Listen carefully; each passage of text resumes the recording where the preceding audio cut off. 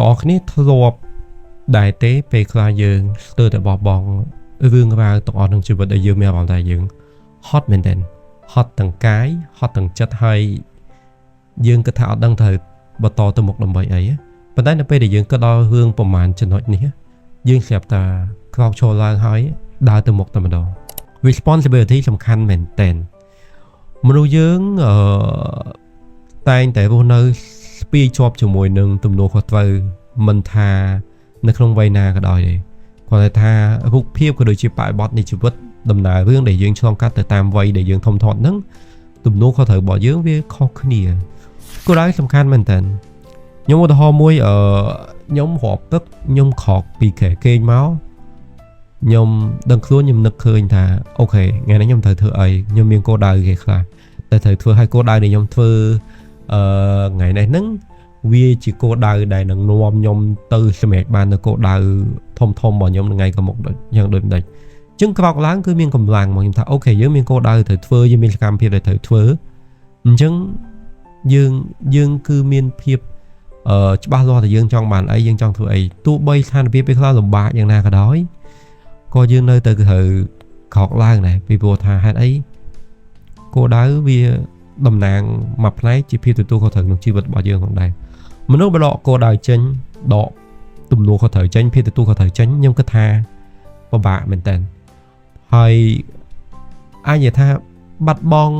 អត្តន័យនៃការរស់នៅគិតថាបានទេអានេះក៏ជាមតិផ្ទាល់ខ្លួនរបស់ខ្ញុំឯងអញ្ចឹងធម៌ពលជីវិតគឺរំលេចចេញតាមរយៈការដែលយើងមានគោលដៅអញ្ចឹងមនុស្សដែលមានគោលដៅកម្លាំងជីវិតរបស់គាត់គឺខ្លាំងមែនទែនគាត់មិនងាយបោះបង់ទេគាត់គឺមានភាពធន់នៅក្នុងជីវិតហ្មងresiliency របស់គាត់នៅក្នុងជីវិតហ្នឹងគឺធ្វើឲ្យគាត់ខ្លាចជាមនុស្សរឹងមាំដោយសារគាត់រស់នៅដេញតាមនៅគោលដៅដេញតាមនៅក្តីសម័យរបស់គាត់ចូលទៅកាន់ចំណុចទី3ខ្ញុំអាចនិយាយបានថាប្រភពនៃធម៌ពលជីវិតដែលធ្វើឲ្យជីវិតរបស់យើងមិនថាដុនដាបលំបាកយ៉ាងណាក៏ដោយប៉ុន្តែនៅពេលដែលយើងនឹកឃើញដល់ចំណុចនេះយើងមានគំនិតបែបហ្នឹងផ្នត់គំនិតបែបនេះខ្ញុំគិតថាទោះបីបាក់មិនក៏យើងនៅតែងើបបាននោះគឺ positive mindset គឺផ្នត់គំនិតបែបវិជ្ជមានតោះគ្នាសំខាន់មែនតើរឿងមួយចំនួនវាខ្ញុំអាចនិយាយបានថាវាជារឿងមួយដែលធ្វើឲ្យយើងពេលខ្លះជួបហើយគឺចាំមកជីវិតហើយលំបាកដល់ឋានៈមិនចង់ជួបទៀតទេក្នុងជីវិតប៉ុន្តែយើងមានផ្នត់គំនិតវិជ្ជមានប្រឈមមុខភាពដូចជាអង្គតកដែលការពារខ្លួនយើងពីរឿងលំបាកដែលធ្វើយើងបោះបង់យើងមានអាភាពវិជ្ជមានក្នុងជីវិតហើយយើងផ្ដោតក្តីសង្ឃឹមឲ្យខ្លួនឯងជាប្រចាំយើងគិតថាអូខេរឿងទាំងអស់ហ្នឹងវានឹងមិនកើតមកលើយើងយូរទេរឿងទាំងអស់ហ្នឹងវានឹងមិនធ្វើឲ្យយើង down យូរទេវាប្រកាសជាមានលំណោះស្រាយឲ្យតែយើងខំប្រឹងនេះគឺជាការរំលឹកមកកាន់ខ្លួនឯងហើយគឺជា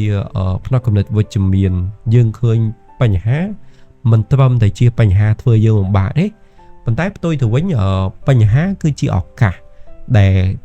កសាងភាពរឹងមាំរបស់យើងក្នុងជីវិតហើយបញ្ហាយើងមើលនៅក្នុងមួយជ្រុងទៀតសម្រាប់មនុស្សដែលមានផ្នត់គំនិតវិជ្ជមានណាបញ្ហាគឺជាផ្លូវនាំគាត់ទៅរកភាពវិជ្ជមាននៅក្នុងជីវិតក៏ថាបានដែរអញ្ចឹងហើយខ្ញុំក៏ចង់លើកទឹកចិត្តទៅកាន់អ្នកនរគ្នាថាមនុស្សយើងអត់មានណាគេមកសប្បាយចិត្តនៅពេលដែលយើង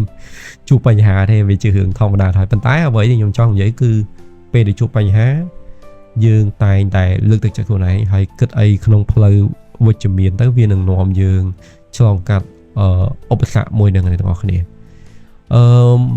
មិនសល់ច្រើនចំណុចទេខ្ញុំគិតថាធ្វើមួយចំណុចទៅ2ចំណុចអីទៀតហ្នឹងឯងពាក់ព័ន្ធជាមួយនឹង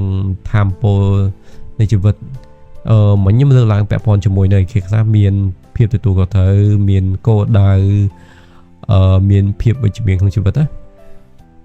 មួយទៀតទាំងអស់គ្នាខ្ញុំគិតថាធម៌ពលនៃជីវិតនៅពេលដែលយើង feeling down បាក់ចិត្តឬក៏ជីវិតអាចថាបោកបាក់យ៉ាងណាក៏ដោយប៉ុន្តែយើងនៅតែអាចត្រឡប់មកវិញបាននោះគឺយើងអាចធ្វើអីដែលយើងចូលចិត្ត do what we love មានយើងធ្វើអ្វីដែលយើងស្រឡាញ់អញ្ចឹងនៅពេលដែលយើងអាចធ្វើអីដែលយើងស្រឡាញ់មិនថារឿងនឹងតូចក៏ដោយធំក៏ដោយគេមើលមកយើងយ៉ាងណាក៏ដោយថាវាសម្រេចបាននោះបានណាប៉ុន្តែនៅពេលដែលយើងអាចចាប់ផ្ដើមធ្វើវាបានម្ដងបន្តិច មានអារម្មណ៍ថាសប្បាយចិត្តហើយមានអារម្មណ៍ថាជីវិតយើងវាដូចបំពេញឲ្យនៅរសជាតិជីវិតមួយដែលធ្វើឲ្យយើងរីករាយខ្ញុំរហូតចេះឡែខ្ញុំធ្វើ podcast យ៉ាងមែនតើទៅវាជាចំណែកមួយក្នុងជីវិតរបស់ខ្ញុំធ្វើទៅខ្ញុំសប្បាយចិត្តខ្ញុំរីករាយនៅក្នុងការចែកម្លែកវាជាសកម្មភាពដែលធ្វើទៅវាធ្វើឲ្យផ្លូវចិត្តរបស់ខ្ញុំហ្នឹងវាមានអារម្មណ៍ថាសប្បាយពេញចិត្តជាមួយអីដែលខ្ញុំធ្វើអញ្ចឹងអាទាំងអស់ហ្នឹងហើយវាជួយជំរុញដល់ធម៌ពលនៃជីវិតរបស់ខ្ញុំដែលរាល់ថ្ងៃខ្ញុំគិតថាអូខេពេលខ្លះបាក់ចិត្តទីមែនប៉ុន្តែត្រឡប់មកគិតថាថ្មីយើងមានរឿងអីមួយចំនួនដែលធ្វើឲ្យយើងសប្បាយចិត្តដែរយើងឡើងនឹងខ្ញុំឧទាហរណ៍មួយទៀតខ្ញុំចិត្តហាត់ប្រាណអូខេខ្ញុំចូលចិត្តអានសភៅអញ្ចឹងសកម្មភាពទាំងអស់ហ្នឹងវាចូលចំណែកធ្វើឲ្យស្ថានភាពផ្លូវចិត្តរបស់ខ្ញុំវារឹងមាំធ្វើឲ្យស្ថានភាពផ្លូវចិត្តរបស់ខ្ញុំវារីករាយពីមួយថ្ងៃទៅមួយថ្ងៃវាបញ្ឆេះនៅធម៌ពលជីវិតធ្វើឲ្យខ្ញុំចេះតែតស៊ូតទៅមុខទៀតទៅពីព្រោះហេតុអីយ៉ាងហោចណាស់ក៏យើងរស់នៅថ្ងៃនេះបានសប្បាយចិត្តថ្ងៃនេះយើងធ្វើរឿងអីបានល្អច្រើនណាចឹងវាជាចំណែកមួយដែលល្អមែនតើ